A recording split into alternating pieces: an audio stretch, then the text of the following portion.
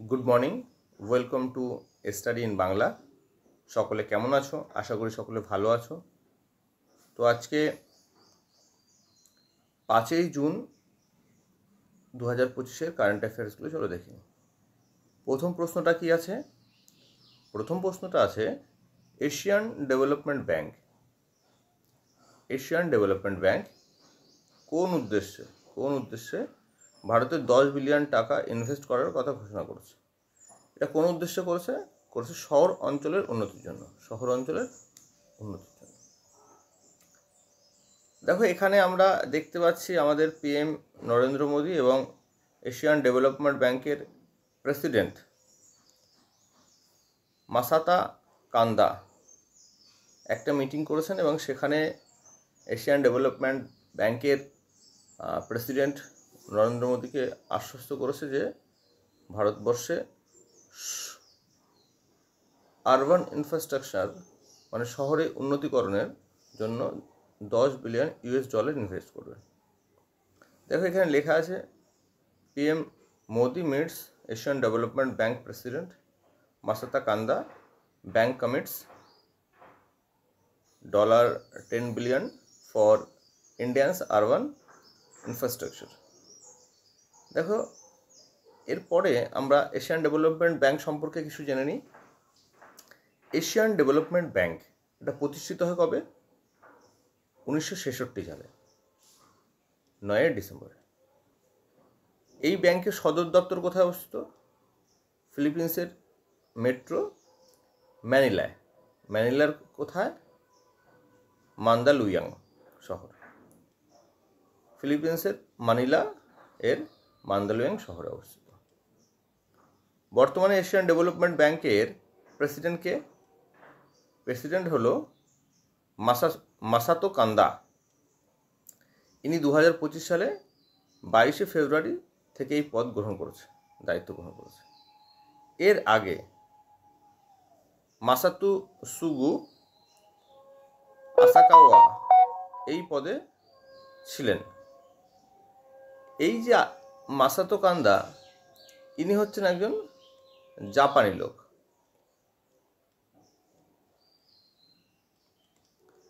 এই যে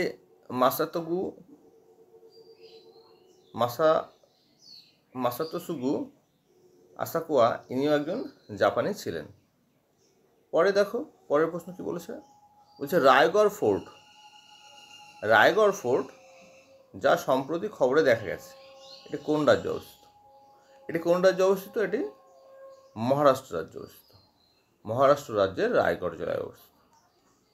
দেখো, এই হচ্ছে ফোর্টটা একটা পাহাড়ের উপরে অবস্থিত, যার চারিদিকে খাড়া ঢাল। শুধুমাত্র একটা পথ আছে যেখান থেকে প্রবেশ করা যায় বা বেরিয়ে যাওয়া যায়, একটা পথ। এটা কেন খবরে এসছে? কারণ এটা খবরে এসছে এখানে এই খনন কার্য চালানোর সময় প্রত্নতাত্ত্বিকগণ এই ধরনের একটা গ্যাজেট পায়, এই ধরনের একটা ব্যবস্থা পেয়েছে, যেটাকে অনুমান করা হচ্ছে বা যেটাকে বলা হচ্ছে এটাকে জ্যোতিষ উপকরণ, যেটাতে গণনা কার্য সম্পন্ন হতো কোনো এক সময় বা সেই সময়। এখানে তোমরা যদি একটু খেয়াল করো ঠিক করে, এই ছবিটার ভেতরে ছোট ছোট ঘর কাটা আছে, যেটা দিয়ে গণনা কার্য সম্পন্ন হতো। আমাদের আধুনিক কম্পাসের মতন একটা ব্যবস্থা। তো রায়গড় সম্পর্কে আমরা একটু দেখে নিই বিষয়টা সম্পর্কে। রায়গড় ফোর্ট মহারাষ্ট্রের রায়গড় জেলায় অবস্থিত। রায়গড় দুর্গে সম্প্রতি প্রত্নতাত্ত্বিক খননকার্যে একটি প্রাচীন জ্যোতিষ উপকরণ পাওয়া গেছে, যা যন্ত্ররাজ নামে পরিচিত। এই যে বিষয়টা পাওয়া গেছে, এই বিষয়টার নাম কি? এই বিষয়টার নাম হচ্ছে যন্ত্ররাজ। এই দুর্গটি 1670 থেকে 1680 সাল পর্যন্ত শিবাজির রাজধানী ছিল। এখানে শিবাজি মহারাজের রাজ্যাভিষেক হয়।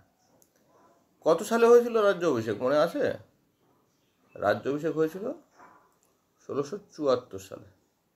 শিবাজি মহারাজের রাজ্যাভিষেক হয় 1674 সালে। পরের প্রশ্ন দেখো, বলছে 51তম G7 অধিবেশন কোথায় অনুষ্ঠিত হলো? এটা অনুষ্ঠিত হলো কানাডাতে। কানাডায় 51তম G7 অনুষ্ঠিত হলো। সরি, এখনও অনুষ্ঠিত হবে, হবে, কানাডাতে হবে। দেখো এই যে G7-এর দেশগুলোর নাম এখানে আছে: Canada, France, Germany, Italy, Japan, United Kingdom আর United State. Canada, France, Germany, Italy, Japan, United Kingdom আর ইউনাইটেড স্টেট।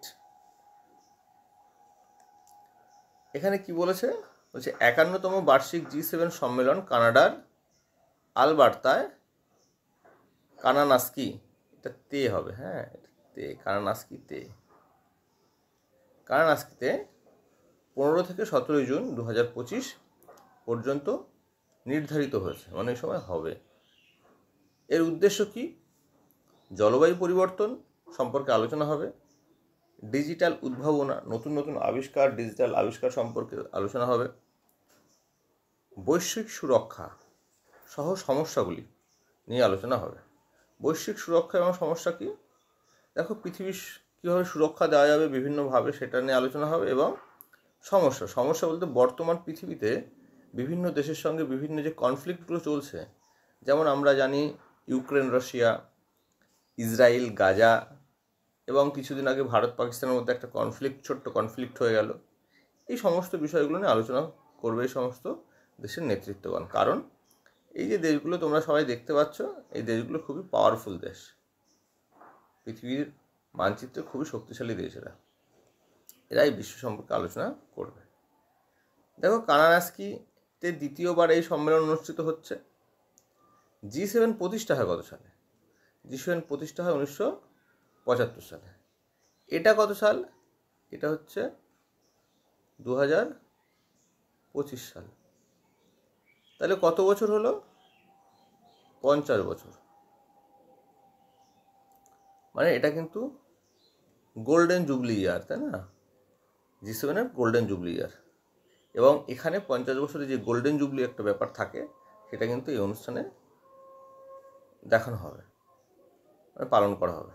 যাই হোক, পরে দেখো G7-এর গ্রুপ অফ 7 মানে কান্ট্রিগুলো কী কী আছে? Canada, France, Germany, Italy, Japan, United Kingdom and United State. দেখো এবছর আরও এই অনুষ্ঠানে কারা কারা আমন্ত্রণ পেয়েছে? Australia, Brazil, Mexico, South Korea আর ইউক্রেন এতে আমন্ত্রণ পেয়েছে। এই সমস্ত দেশের রাষ্ট্রনেতাগণ। ভারত এবছর এই সম্মেলনে যোগ দেবে না। কেন? কারণ এবছর আমন্ত্রণ ভারতকে পাঠানো হয়নি। তার কারণটা হচ্ছে, যেহেতু কানাডায় অনুষ্ঠান হবে, সম্মেলনটা হবে, এবং কানাডার সঙ্গে দীর্ঘ কিছুদিন যাবৎ ভারতের সম্পর্ক খুব একটা ভালো না, এবং এই ভারত পাকিস্তান কনফ্লিক্ট নিয়ে আমেরিকার সাথেও কিছুটা সম্পর্ক খারাপ হয়েছে। এই কারণে ভারতকে এই সম্মেলনে আমন্ত্রণ করা হয়নি। ওকে, পরের প্রশ্নটা দেখো। বলছে লিভেন্ডার ফেস্টিভ্যাল 2025 কোথায় অনুষ্ঠিত হলো? লিভেন্ডার ফেস্টিভ্যাল, লিভেন্ডার কি? আমরা জানি একটা সুগন্ধিযুক্ত ফুল। এটা অনুষ্ঠিত হলো জম্মু অ্যান্ড কাশ্মীরে। দেখো এখানে একটা লিভেন্ডার ফেস্টিভ্যাল 2025-এর ব্যানার আছে। এটা কি হলো এই সম্পর্কে একটু জেনে নিই আমরা। কোথায় হয়েছে? সরকারি degree college, Bhaderwah, Jammu and Kashmir. তারিখটা কত ছিল? 1 জুন থেকে শুরু হয়েছে, 22 জুন পর্যন্ত হবে 2025 সালে। সংগঠন কারা আয়োজন করেছে? বলছে CSIR, Indian Institute of Integrative Medicine, এরা আয়োজন করেছে। এর পৃষ্ঠপোষক কে আছে? ডক্টর N কানাইসেলভি, ডিজি CSIR-এর। হিমালয় অঞ্চলে ল্যাভেন্ডার চাষ প্রচার করা এর উদ্দেশ্য, এবং CSIR অ্যারোমা মিশনের অধীনে ভারতের সুগন্ধি শিল্পকে শক্তিশালী করা এর আর একটা উদ্দেশ্য। এছাড়া কি?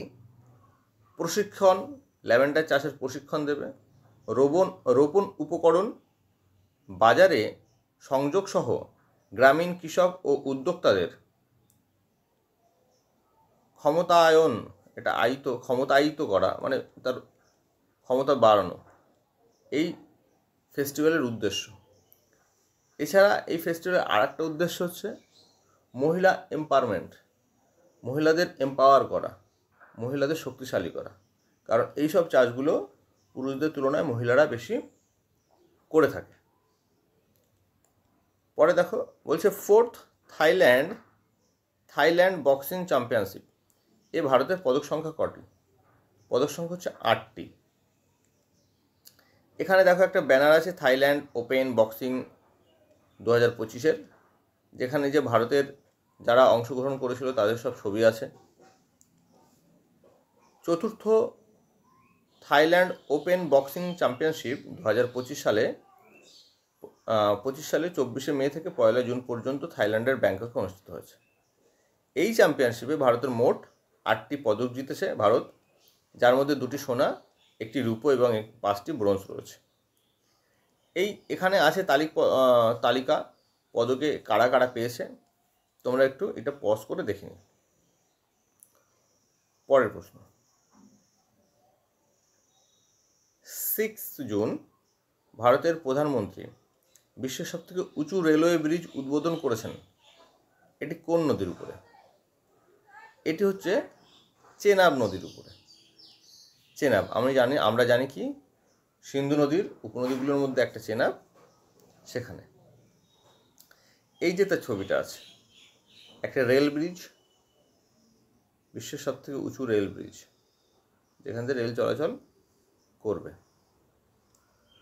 দেখো উচ্চতা কত বলে দিয়েছে, 359 মিটার, যেটা ফুটে উচ্চতা হিসাব করলে 1168 ফুট।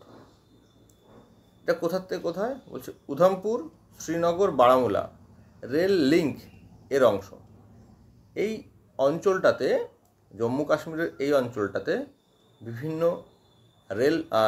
রেল সংযোগ বলবো না, রেল যোগাযোগ ব্যবস্থার উন্নতির জন্য যে রেল লিঙ্ক বা প্রজেক্টগুলো করা হয়েছে ভারতীয় সরকারের তরফ থেকে, তার একটা লিঙ্ক হচ্ছে কি, যে আমরা ভায়া বলি না, যে আমরা এখান থেকে এখানে যাব, একটা ভায়া হয়ে যাই, সেরকম একটা বিষয়।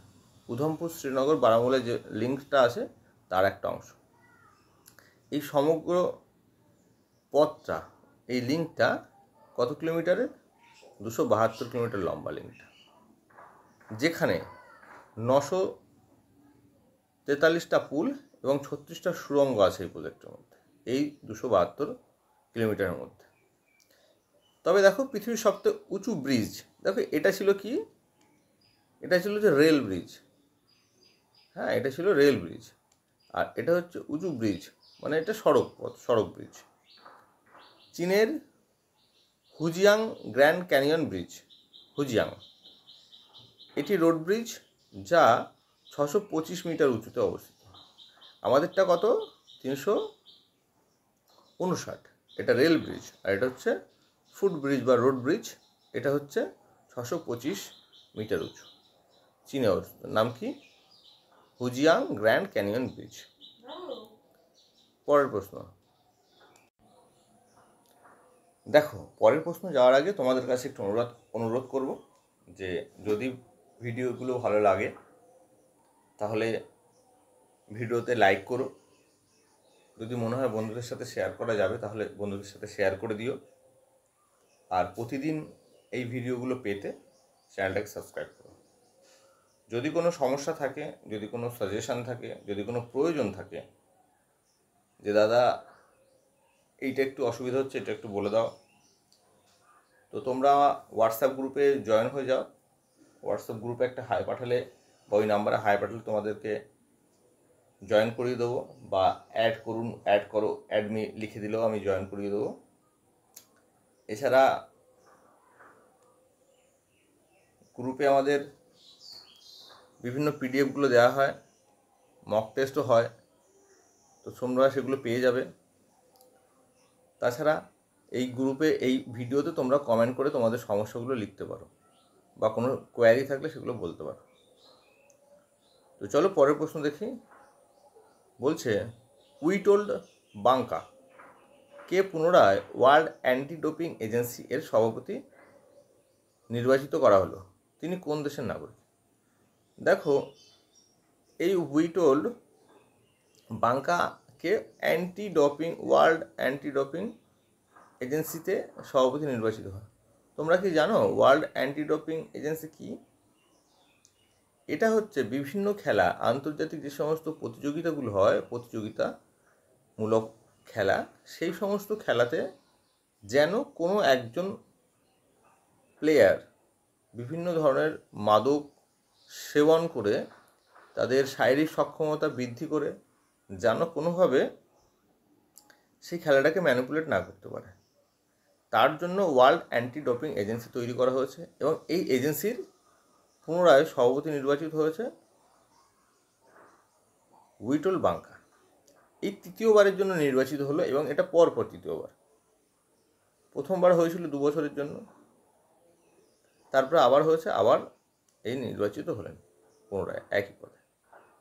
ইনি হচ্ছেন পোল্যান্ডের একজন নাগরিক, পোল্যান্ডের। এখানে ছবি আছে, এই যে উইটল বাঙ্কা।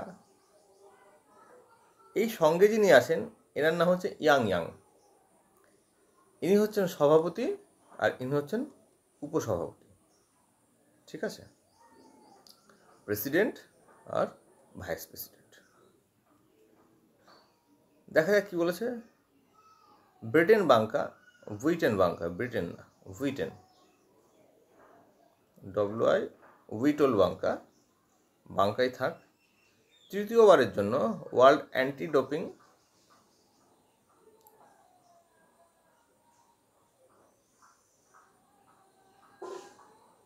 এজেন্সির সভাপতি নির্বাচিত হলেন।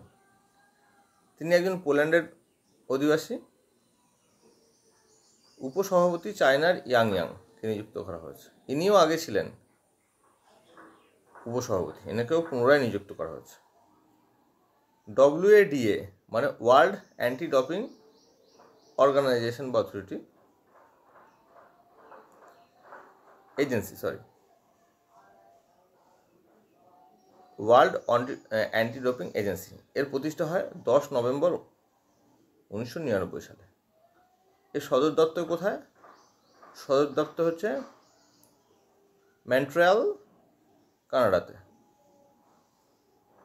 NADA national anti doping agency, Bharatvarsha একটা অ্যান্টি ডোপিং এজেন্সি আছে, তার প্রতিষ্ঠা হয় কবে?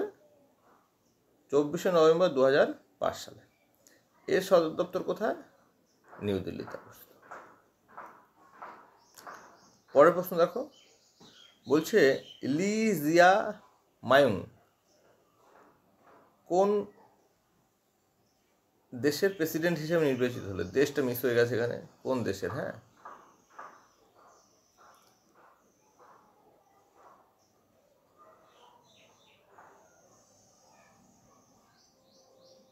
প্রেসিডেন্ট হিসেবে নির্বাচিত হলেন, ইনি হলেন হচ্ছে সাউথ কোরিয়া। এই যে ওনার ছবি, সাউথ কোরিয়ার প্রেসিডেন্ট হিসেবে নির্বাচিত হয়েছেন। সাউথ কোরিয়ার রাজধানী হচ্ছে সিওল, মুদ্রা হচ্ছে সাউথ কোরিয়ান ওন। এখন বর্তমান প্রেসিডেন্টকে লি জিয়া মায়ং। দেখো, আমরা জানি সাউথ কোরিয়া আর নর্থ কোরিয়ার মধ্যে একটা বিশাল কনফ্লিক্ট আছে, যেটা ঠান্ডা যুদ্ধর সময় শুরু হয়েছে। তোমরা আমাকে কমেন্ট করে জানাবে এই সাউথ কোরিয়া এবং নর্থ কোরিয়ার মাঝে যে বর্ডারটা আছে, সব থেকে কি বলবো, গুরুত্বপূর্ণ বর্ডার, যেখানে উত্তেজনাপূর্ণ বর্ডার, নর্থ কোরিয়া আর সাউথ কোরিয়ার, এই বর্ডারটার নাম কি? তোমরা কমেন্ট করে আমাকে পাঠাবে। সাউথ কোরিয়া এবং নর্থ কোরিয়ার যে বর্ডারটা আছে, সেই বর্ডারটার নাম কি? পরের প্রশ্ন দেখো, বলছি international institute of administrative service for 2025-28, মানে সার্ভিসের জন্য 2025-28, এর প্রেসিডেন্ট নির্বাচিত করা হয়েছে কোন দেশকে প্রেসিডেন্ট নির্বাচিত করা হয়েছে? এটা করা হয়েছে ইন্ডিয়াকে, ভারতকে। এই হচ্ছে international institute for administrative service এর লোগো। দেখো, ভারতের তরফ থেকে এস শ্রীনিবাস এর অধ্যক্ষ হবেন। ভারতের প্রধানমন্ত্রী এস শ্রীনিবাসনের নাম গত বছর উপস্থাপন করেছিল